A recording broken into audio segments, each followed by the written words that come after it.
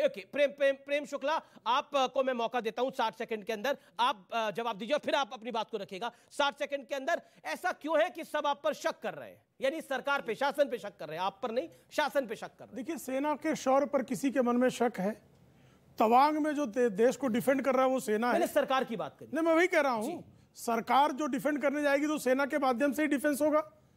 तवांग में सेना का शौर्य, उसके पीछे सरकार खड़ी है कि नहीं खड़ी है, और अगर सरकार नहीं खड़ी होती तो आपको ध्यान है 2008 में चुमूर सेक्टर में वो 250 किलोमीटर अंदर घुसे चले आए। किसी ने सेना पर शक नहीं किया, लेकिन सरकार की नीतियों पर, इसलिए कि सरकार ने कभी 2008 से 2014 तक इस देश की पार्लियामेंट को बताया कि जोरावर किला जो है कब्जा कर लिया गया। आज 1 इंच भूमि भी आदरणीय नरेंद्र मोदी जी के कार्यकाल में चीन की औकात नहीं कि वह भारत की भूमि पर कब्जा कर ले।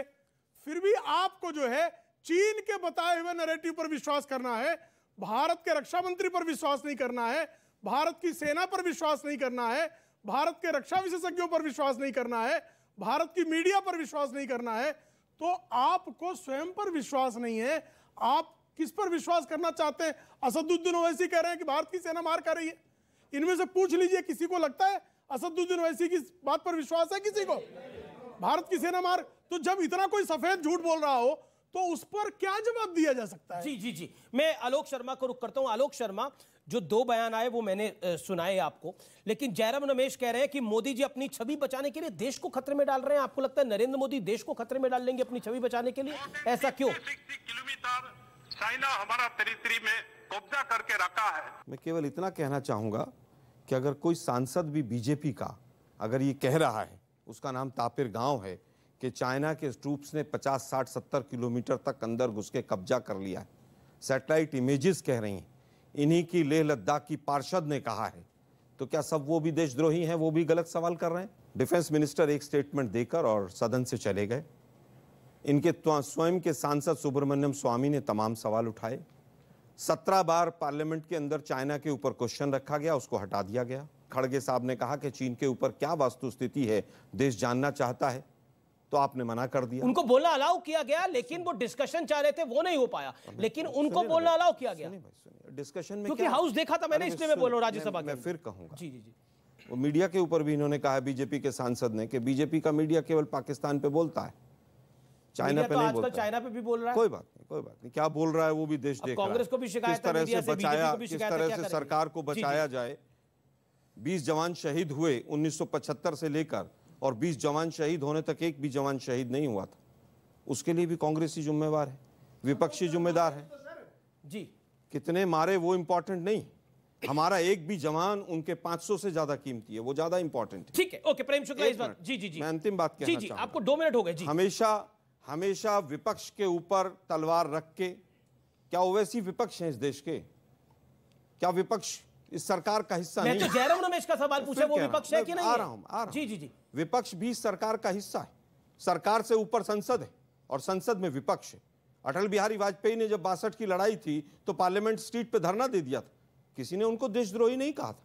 सरकार से अगर वास्तविकता पूछी जा रही है, उसमें सरकार अगर भागती है, और इन्हीं के सांसद कह रहे हैं कि कब्जा हो रहा है, सैटेलाइट इमेजेस बता रही है कि सर 62 की लड़ाई में क्या हुआ था मुझे बताने की जरूरत है। 303 की गन हमारे पास थी, पैरों में फ्लीट थे, जूते तो थे नहीं हमारे जवानों के पास, और ठंड से आधे जवान तो ठंड से मारे गए थे। ये सत्य है सर। 62 की लड़ाई के अंदर पंडित नेहरू की शांति प्रिय पॉलिसी थी। सुनिए ना, पंडित नेहरू ने, लेकिन इंदिरा गांधी ने 1967 में 300 चीनी सैनिक मारे थे, ये भी सत्य है नाथुला के। बहुत सारे सत्य हैं। नहीं, इसलिए मैं बता रहा हूं। 62 की तुलना अगर आप 22 में करते हैं, आज दुर्भाग्य यह है कि वर्ल्ड जियोपॉलिटिक्स में देश के प्रधानमंत्री ने जो चाइना को क्लीन चिट दी कि ना कोई आया था ना कोई गया था, उससे हमें बहुत नुकसान। ठीक है, जवाब प्रेम शुक्ला, आज हम सरकार से सवाल कर रहे हैं ना बीजेपी से कर रहे हैं ना प्रधानमंत्री। जवाब 1 सेकंड। देखिए, 2 मुद्दे ने उठाए। एक मीडिया पर मुद्दा उठाया, और आपकी जानकारी के लिए बता दूं, कांग्रेस के कार्यकाल में चीन के भारत की सीमा में घुसने की खबर छाप दी तो टाइम्स ऑफ इंडिया के 2 पत्रकारों को तत्काल FIR कर दिया गया था।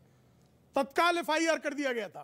और 250 किलोमीटर चुमूर सेक्टर में वो घुस आए, ये शांत रहे, बोलने की कोई इनकी हिम्मत नहीं। और उसके बाद हु जिनताओ भारत के दौरे पर तत्कालीन राष्ट्रपति आए, तो राज शिष्टाचार में सारी सीमाएं तोड़कर लाल कारपेट लेकर डॉक्टर मनमोहन सिंह दौड़े चले गए थे और जोरावर किला कब्जा हो गया, वहां पर उन्होंने ऑपरेशनल पॉइंट बना लिया, चुप रहे, कभी संसद को नहीं बताया।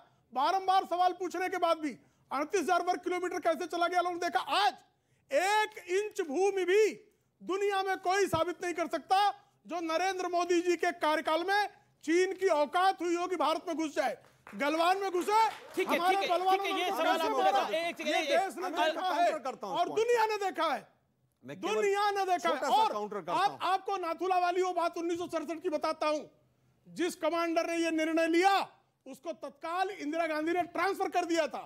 आप उसको रिवार्ड देना चाहिए था कि नाथुला में 300 चीनियों को मारने वाले मारा था, नाथुला में नहीं मारा था, लेकिन उसको हुआ क्या, श्रीमती इंदिरा गांधी ने ट्रांसफर कर दिया। जिसको देना चाहिए था परमवीर चक्र, उसको ट्रांसफर किया गया। ये इनकी पॉलिसी थी। क्यों?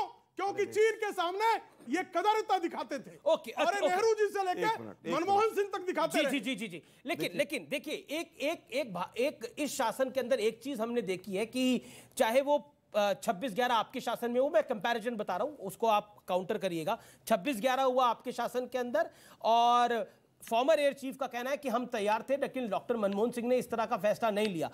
बराक ओबामा अपनी किताब में लिखते हैं। पॉइंट नंबर 2, हमने देखा यहां पर जब पुलवामा हुआ, कैसे सर्जिकल स्ट्राइक किया, फिर बालाकोट एयर स्ट्राइक हुई। पॉइंट नंबर 2 और पॉइंट नंबर 3, अभी भी अगर आप देखेंगे, चाहे गलवान हो चाहे वो तवांग हो, भारतीय सेना ने रिस्पॉन्ड जोरदार तरीके से करा है और Chinese were taken a back. International media में ये रिपोर्ट है। How you will deny? बिल्कुल सर, हमारी सेना ने हमेशा से पूरी ताकत के साथ उनको पीछे धकेला है, लेकिन हम पूछना चाहते हैं कि फिंगर पॉइंट 3 से जब पहले 4 से 8 तक पेट्रोलिंग थी, आज वो 3 पर क्यों रुक गई? वो क्या सेना का फैसला है, सरकार का फैसला है? ठीक है। दूसरी चीज हम बार बार पूछना चाहते हैं, कैलाश रेंजेस पे जब हम डोमिनेंट पोजीशन पे हमारी सेना पहुंच गई थी, उसको वापस किसने बुलाया? क्या वो सरकार का फैसला था या सेना का फैसला था? ये सरकार क्यों चुप है चीन के ऊपर?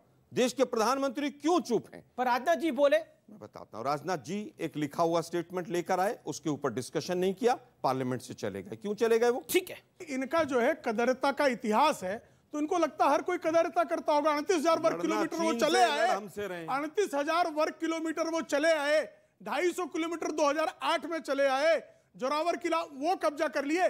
1 इंच भूमि अगर कोई प्रमाणित कर दे, और आज मीडिया वहां पर जा रही तवांग और वहां के दृश्य दिखा रही है, खुद वहां पर और हमारे भारतीयों के शौर्य को दिखा रही है। किसी पर मुकदमा नहीं करने की जगह तो ये भी रिपोर्ट हुआ है जो कि नॉन सोर्स इंफॉर्मेशन है, और इसको ये रिपोर्ट हुआ है कि चाइनीज सैनिक अपने बैग छोड़ के भागे हैं वहां से और वो बैग कैप्चर हुए हैं।